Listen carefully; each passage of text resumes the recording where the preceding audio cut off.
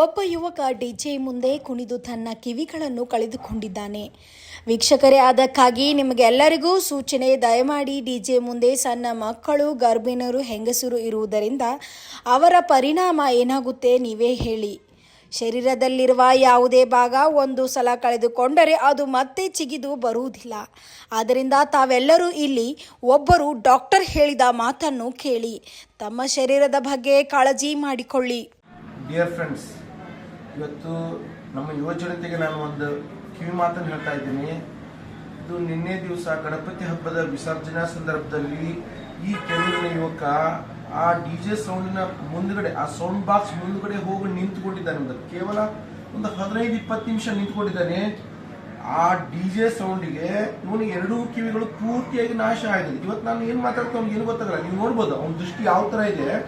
ಈ ವ್ಯಕ್ತಿಯ ಕಿವಿಗಳು ಎರಡೂ ಹೋಗಿದ್ದೇವೆ.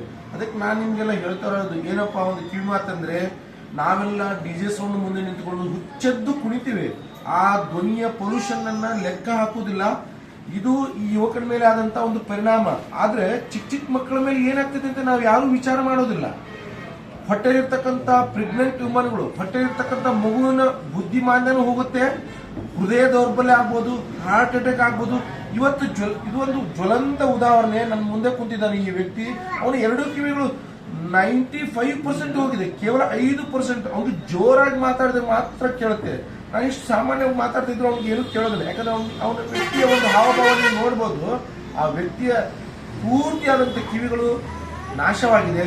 ಅದಕ್ಕೆ ನಾನು ನಿಮ್ಮಲ್ಲಿ ಒಂದು ವಿನಂತಿ ಏನ್ ಮಾಡ್ಕೋತೀನಿ ಅಂತಂದ್ರೆ, ಈ ತರ ಹೆಚ್ಚೆಚ್ಚಾಗಿ ಡಿಜೆ ಸೌಂಡ್ ಅನ್ನು ಹಚ್ಕೊಂಡು ನಾಟ್ ಓನ್ಲಿ ಗಣಪತಿ ಹಬ್ಬದಲ್ಲಿ ಮಾತ್ರ ಅಲ್ಲ, ನಾವು ಉಳಿದ ಸಂದರ್ಭದಲ್ಲಿ ದೀಪಾವಳಿ ಇರ್ಬೋದು ಅಥವಾ ನಮ್ಮ ಮದುವೆ ಸಮಾರಂಭದಲ್ಲೂ ಹುಚ್ಚ.